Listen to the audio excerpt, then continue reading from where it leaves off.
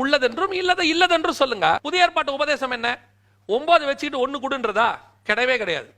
புதிய ஏற்பாட்டுல எல்லாவற்றையும் வித்து தரித்திரருக்கு கொடு. இப்போ விசுவாசி செய்ய வேண்டியது என்ன? உன்னுடைய தேவைக்கு கொஞ்சம் 1 வச்சுக்கிட்டு மிச்சத்தை எல்லாத்தையும் கொடுக்க. தரித்திரருக்கு கொடுக்கணும். உங்க ஆசாரியனுக்கு கொடுங்க, உங்க ஆசாரியனுக்கு கொடுங்க, விதவைகளுக்கு கொடுங்க, ஆர்ஃபனேஜ் அனாதைகள் இருக்காங்க அவங்களுக்கு கொடுங்க, எத்தனையோ பேர் பாதிக்கப்பட்டவங்க இருக்காங்க வியாதியஸ்தர் அவங்களுக்கு கொடுங்க. இப்போ உங்க பிரச்சனை என்ன தெரியுமா? விசுவாசிகளுக்கு 9 நாம வச்சுக்கிட்டு 1 கொடுத்துருவோம். இப்ப முடிவு எடுத்துருவீங்க, ஐயோ எல்லாத்தையும் வித்து கொடுக்கணுமா?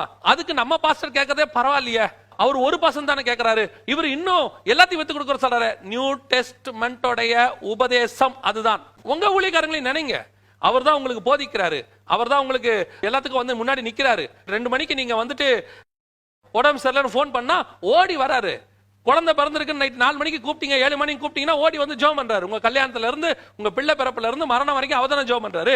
அந்த ஆசாரியனை நீங்க ஆசீர்வதிக்கிறது தப்பு கிடையாது. ஆனா நான் ஊழியக்காரர்களுக்கு எப்பவும் சொல்றேன், உங்களுக்கும் எனக்கும் போஷிக்கிறதான தகுதி பரலோகத்துக்கு தான் இருக்குது.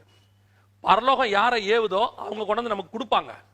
பரலோகம் யாரை சொல்லுதோ அவங்க கொடுப்பாங்க. இப்ப எனக்கும் கொடுக்குறாங்க. நான் யாரையும் வாய் திறந்து கேட்கவே இல்லை. ஊழியக்காரங்க என்கிட்ட சொல்லி இருக்கிறாங்க. என்ன சொல்லியிருக்காங்கன்னா, செய்தி கொடுக்க போவேன், கொஞ்சம் தசம காணிக்கை பத்தி பேசுங்க.